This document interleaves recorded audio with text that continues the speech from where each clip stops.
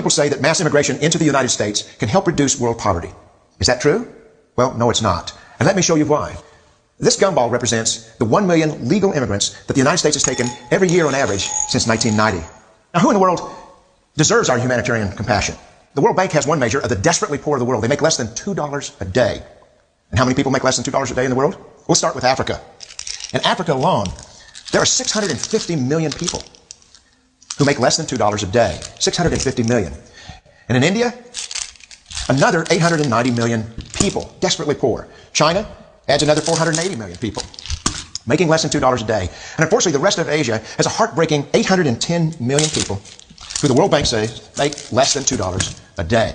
And finally, there's 105 million of Latin America's population that are desperately poor. All told, the World Bank says there are 3 billion people in the world. 3 billion people who are desperately poor, making less than $2 a day. That's 3,000 gumballs. And every year, we take a million and suggest that we've somehow made a humanitarian difference.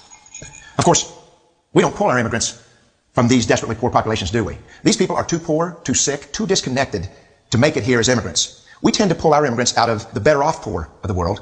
And Mexico tends to define the type of immigrant that we bring here because the plurality of people come from Mexico. And Mexico is poor. How many people in the world live in countries that have average incomes lower than that of Mexico? And the World Bank tells us that that number is these 3 billion plus another 2.6 billion people. 5.6 billion people in the world who live in countries with average incomes below that of Mexico. That's 5,600 gumballs. And so what is it that the elites are telling us? They're telling us that when we take this 1 million immigrants, that we somehow or another are tackling world poverty. And we have to do it regardless of the effect on our unemployed, the working poor, the most vulnerable members of our society, regardless of the effect on our natural resources. Even if we went by the most radical proposals in Washington, which are to actually double our immigration to 2 million a year, which would totally overwhelm our physical, natural, and social infrastructures, we couldn't make a noticeable difference. And we may be really hurting the impoverished people of the world because the million that we do take are among the most energetic, often the better educated, certainly the most dissatisfied people that if they did not immigrate would be the agents for change to improve the lot of all the people in these countries. The true heroes in the global humanitarian field are the people in these countries who have the wherewithal to immigrate to another country but instead stay in their countries to apply their skills to help their fellow countrymen.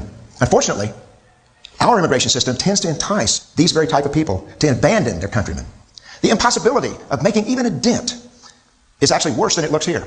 Because last year, when we took 1 million immigrants, these countries added, births over deaths, 80 million more people into the impoverished population.